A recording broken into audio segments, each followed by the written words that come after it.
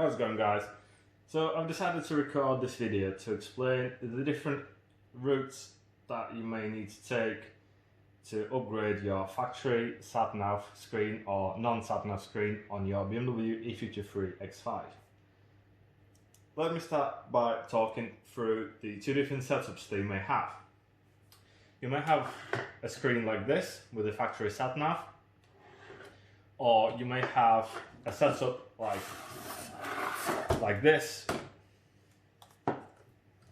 with the factory tape player or CD player and the onboard computer.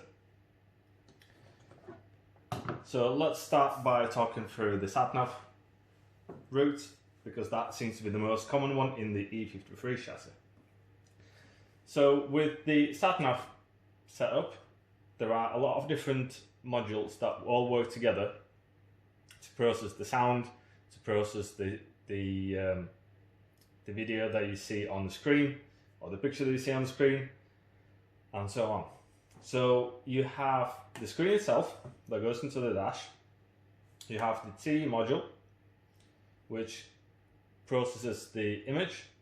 You have the BM54, BM53 sound module, sound amplifier, and you have a disk drive, which is usually a DVD based unit in the E53. To quickly explain the wiring layout with the sat-nav screen, you have two plugs, usually white and blue. Can't write. So you have two plugs, white and blue, that connect to the back of this unit. Then wires from those plugs run all the way into the back of the car, under the spare wheel, under the compressor, and connect to TV module. They connect to BM54 and they connect to this unit.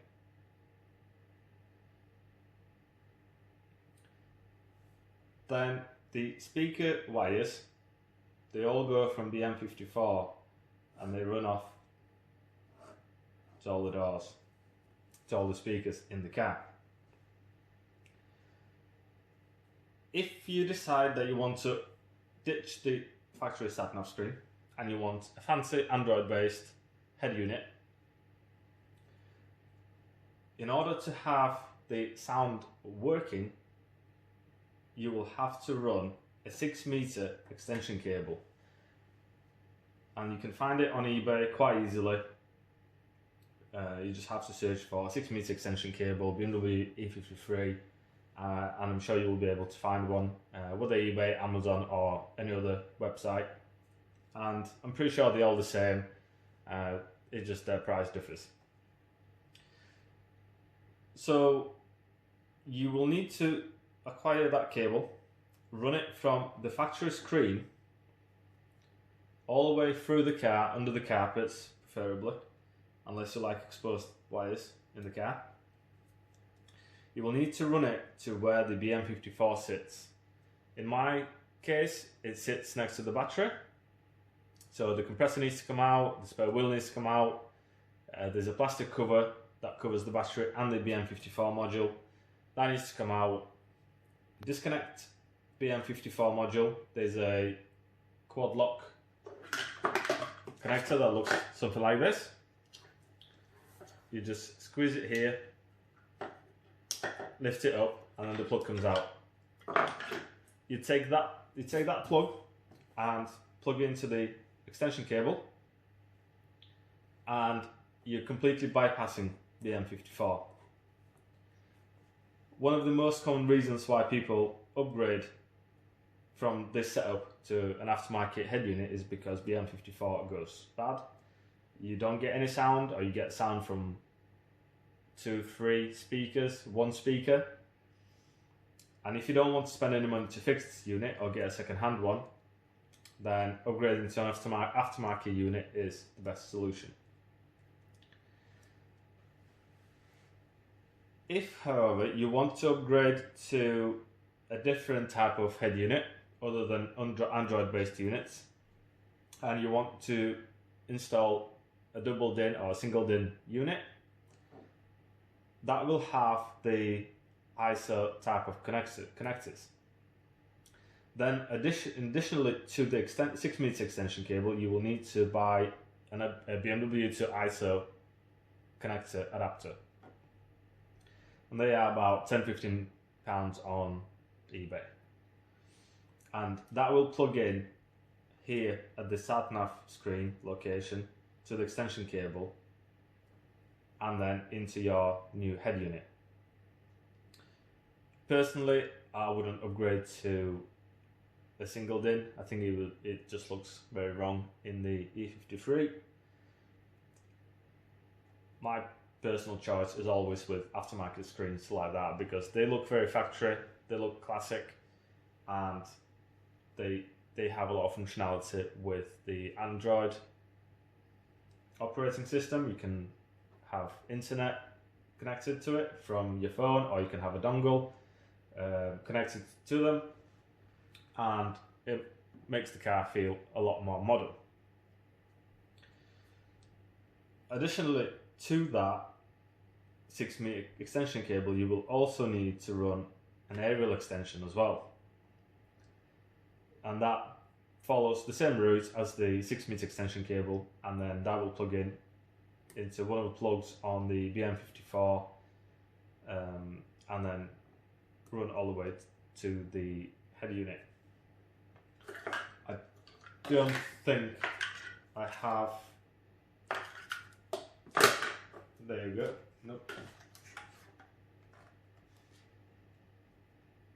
So in this scenario, the extension cable will plug into here and run all the way to BM54, and then you connect it to the cable line that is located at the BM54 module. In some scenarios, you are able to fit an upgraded sat-nav screen without running the extension cable.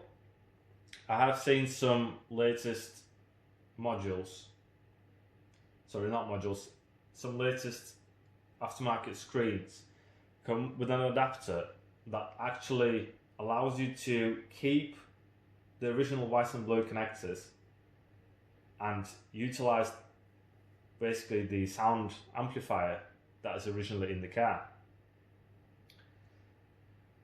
But if your BM54 is not working correctly, then you may as well just run the 6-meter extension cable, completely ditch this, you no longer need it, and just use the amplifier that's built into this unit, and then you will have all speakers working in your car, unless of course they are blown. Another option that you may have is when you don't have sat-nav. In that scenario, you don't actually need to extend any of the cables. Most of the aftermarket Android units, they come with a harness that looks something like this.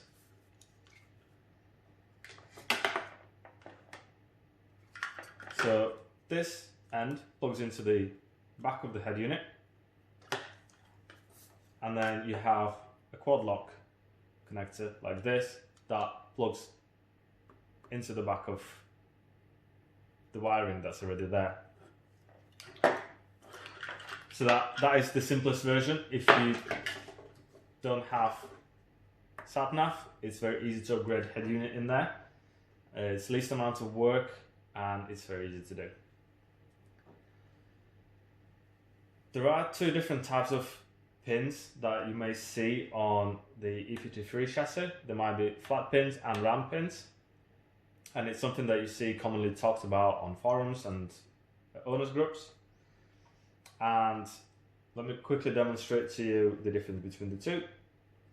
So in the sat-nav version, you need to disconnect the quad lock from BM54 amplifier and have a look at the type of pins, whether they're flat or round. In the case of the non-nav system, when you take your head unit out, you will see this these pins there. If they're round or if they're flat, that's it. In most scenarios, it's not really that relevant, because when you buy the 6-meter extension cable, quite often they come with the option of the 2. So you'll have, rather than having 2 plugs, you'll have 4 plugs. If you want to upgrade from any of these options to a Sony or Alpine type of unit, a single DIN or double DIN, you still need to follow all of those steps as you would do with either of these systems, but you will also need to buy a specific BMW adapter to go to ISO type of connectors. And that's usually, you get, with that sort of aftermarket head units, you get 2 connectors, 2 rectangular connectors, and they're just pretty standard on most of the aftermarket head units. One other topic to talk about is DSP. If you're upgrading from non-nav screen, you are likely to have an onboard computer that looks like this with a DSP button in this corner. You can pull the wiring through into the glove box and have the unit in the glove box connected and functioning. What that will give you is the option to fully control the DSP as you would with any factory setup.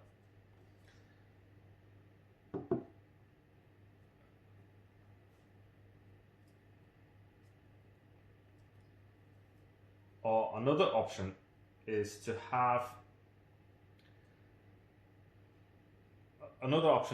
with whichever route you're going to take, is to have an interface. There's a German company that make these interfaces. It's basically a USB that looks like this. It's an adapter to talk between your Android head unit and the car's electronics.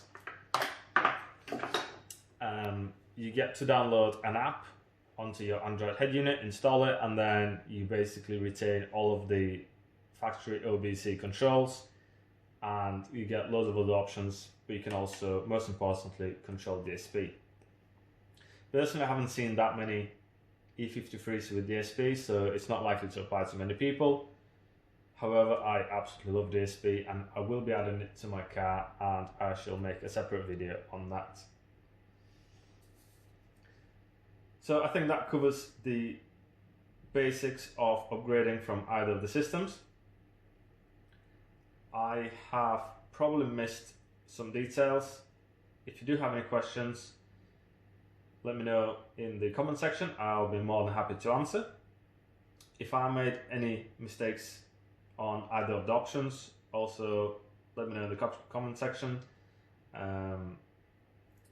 This has not been scripted at all, and this is just information from top of my head, so it's quite possible I made some simple mistakes, but I think in general this is fully correct information, and hopefully it will help you to figure out what you need to do to upgrade your factory head unit to a more modern head unit.